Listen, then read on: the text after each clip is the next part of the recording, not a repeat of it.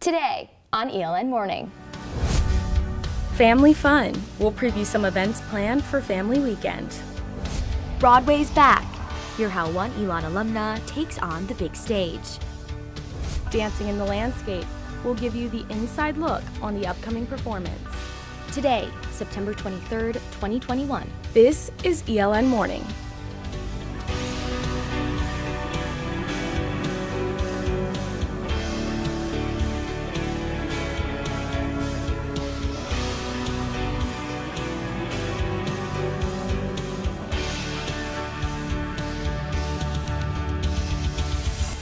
Good morning, and thank you for joining us. I'm Naomi Washington. And I'm Ashlyn Delowy. We begin this morning with the Elon community mourning the death of first-year Will Stoneman, who died Monday at his home in St. Louis, Missouri. The university held a community moment of remembrance on Tuesday and offered counseling in Newman Lumen. Vice President for Student Life John Dooley told Elon News Network that he encourages any students affected by the news of Stoneman's death to seek out resources. The student is really heartbreaking, and so we definitely encourage people to reach out. Students can find support at places like the Truett Center for Religious and Spiritual Life, Student Care and Outreach, and Counseling Services. As new COVID cases continue to surface, students are being removed from classrooms and sent to quarantine without an online option. Our Chloe Franklin has the story. In spite of the continued cases on campus, Vice President for Student Life John Dooley said that the university's Zoom class policy remains the same. The policy says, quote, Elon classes will be held in person this year and will not be taught in the hybrid or fully virtual formats.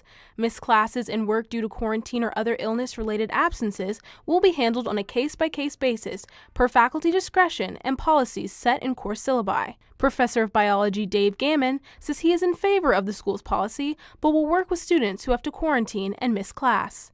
But in general, I think that it's good not to provide Zoom, and for my classes, I don't.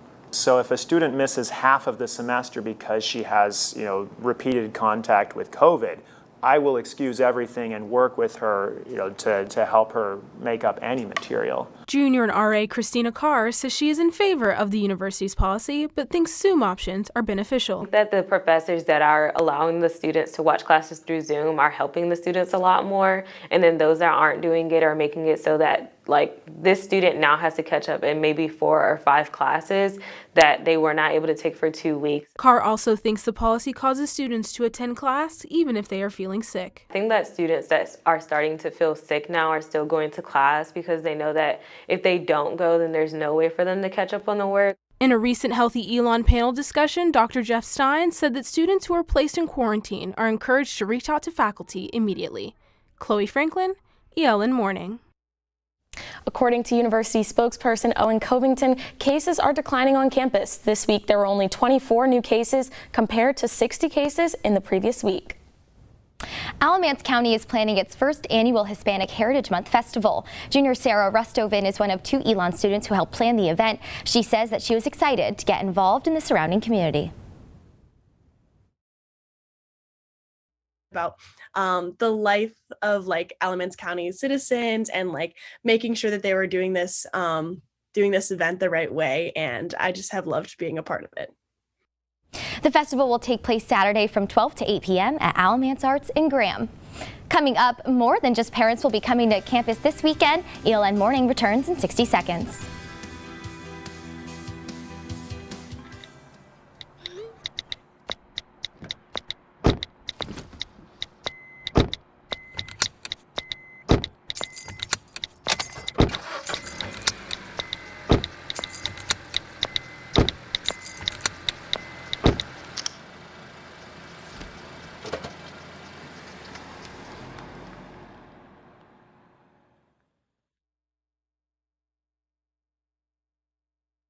Welcome to the Carolina Renaissance Festival. Huzzah! There's magic and merriment, endless entertainment, and delicious food.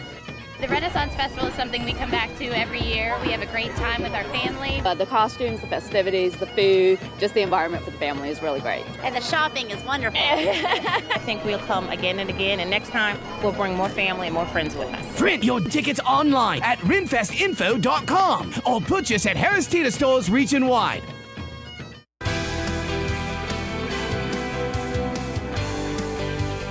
Naomi, Family Weekend is finally upon us. My family is on their way down from Connecticut as we speak, and they're so excited to be here. I am just as excited to see my family. They're coming down from Baltimore. They're actually driving down tomorrow morning, and you know, just over 3,000 families are actually coming down for the event. And that's more than the last traditional in-person Family Weekend we had in 2019, right? Yeah, and we'll even have some events for grandparents who are coming down. Grandparents this weekend will have the chance to feel like college students again, or for the first time tomorrow during the Grandparents Book Club. Elon professor Paula Patch is facilitating the event and says talking with grandparents about the university common reading, stamped, racism, anti-racism, and you will start important race conversations at home. Talking about what their grandchild is learning becomes just another way to connect with people across generations. Patch says 18 grandparents are registered for the book club event so far, and she's excited to be a part of their family weekend experience. The event will take place tomorrow in Mosley Center's Ward Octagon Room from 2:15 to 2:45. This year's Family Weekend will feature a special Phoenix edition of Fourth Fridays held in downtown Burlington. Recreation Supervisor for the City of Burlington, Emily Crawley, says Fourth Fridays are typically used to highlight local businesses.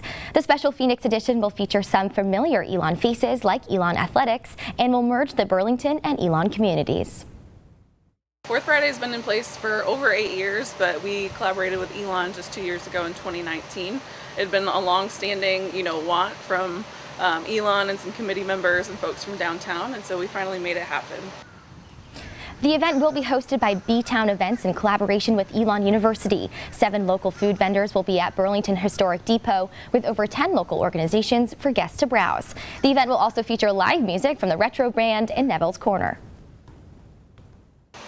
For Alamance County, I think it just shows that, we are one. We have the opportunity to connect with students from all over, and we've had some great opportunities to work with students that we've met at this event for internships and other things. Part of this event is having some of those community booths there for students to meet. For more information, go to btowneventsnc.com/4thfridays. All day today, seniors can head to Oak House, donate a minimum of $5 to the senior class giving, and get a free drink. But last night, seniors got together in Alumni Gym to kick off this year's events. Senior class president Liam O'Connor says the turnout was not exactly what he hoped, but is a good start for the senior class. Events like this, I know, aren't going to obtain that much senior attention because it's not in a very localized area for, senior entertainment, i.e. going to McGurk, Sprouts, Burlington Beer Works, and that is stuff that we have in the forward plan. O'Connor also says this gives seniors a way to connect with their classmates after being separated due to the pandemic. And coming up, we take a look at this weekend's Dancing in the Landscape concert.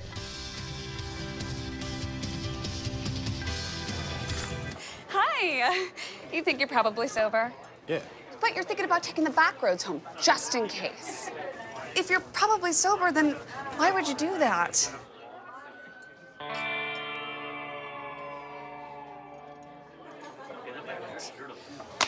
Good choice. Probably okay isn't okay. If you see a warning sign, stop and call a cab, a car, or a friend. That's a full glass of wine. I'll be chatting you later.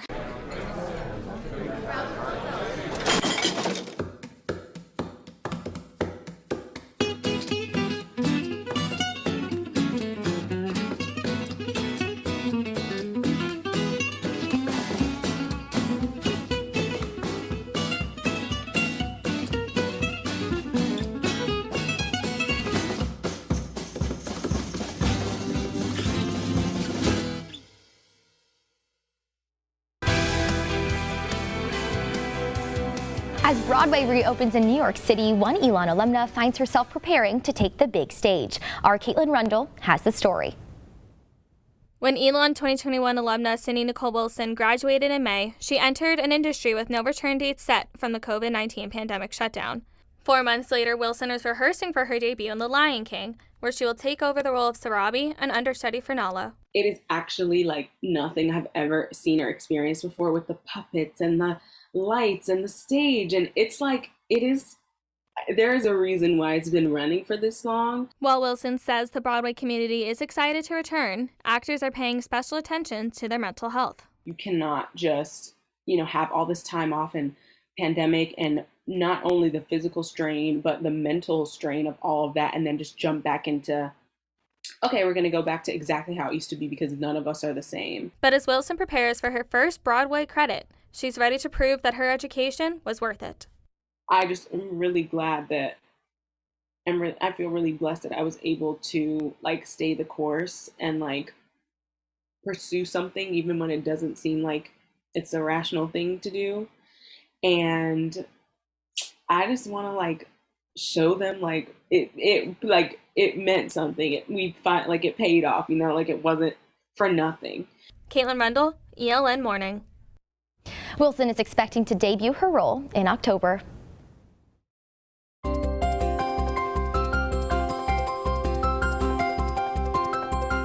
Well, yesterday was the first day of fall, and joining us now is our Michael Wolf in the studio to give us the 5-day forecast. Michael, good morning. Good morning, an absolutely perfect morning out there. Today we'll see a high of around 75 degrees and a low of 47 as we move into the overnight hours. This trend will continue, making for a beautiful Parents' Weekend, so let's take a look at your Phoenix 5-day forecast. Tomorrow we'll see a high of 75 degrees, 75 on Saturday. Ideal weather for all you football fans out there. 79 degrees on Sunday, 79 again on Monday, and back up into the 80s on Tuesday as we head into next week. That's all for your Phoenix 5-day. Back to you. Michael, thank you. Elon alumni are not the only ones returning to the stage. Our Ellis Chandler spoke with some Elon dance majors who are preparing for their first upcoming performance. Dancing in the Landscape, presented by Elon's dance program, marks the first in-person dance concert in over 500 days. This year's performance takes place in the School of Communications because the choreographers were inspired by the building's architecture. Elon Jr. Kayla Spalding is a dancer and student choreographer. She says she's proud to show her work in front of a live audience.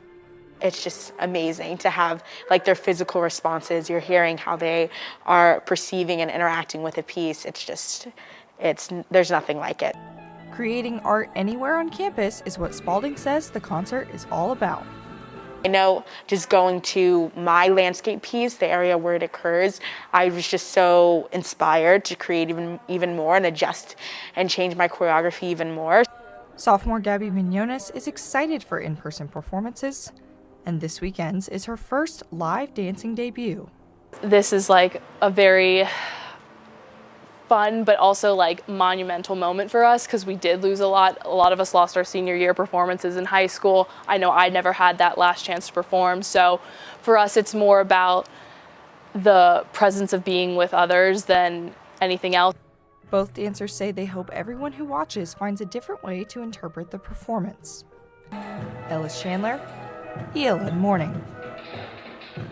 Joining us now is senior Alexandra Strauss, who is in Dancing in the Landscape this weekend. Alexandra, thank you so much for joining us. When can we go see the show? The show is Friday at 5:30 and Saturday at noon. Awesome. Well, before we let you dance us out, that is all the news we have for you this morning. Thank you so much for joining us. For all the news you need to know we're not on the air, be sure to look at our website, elonnewsnetwork.com. And be sure to follow us on social media at Elon News Network. Have a great rest of your Thursday and have a happy family weekend, Elon. Alexandra, whenever you're ready.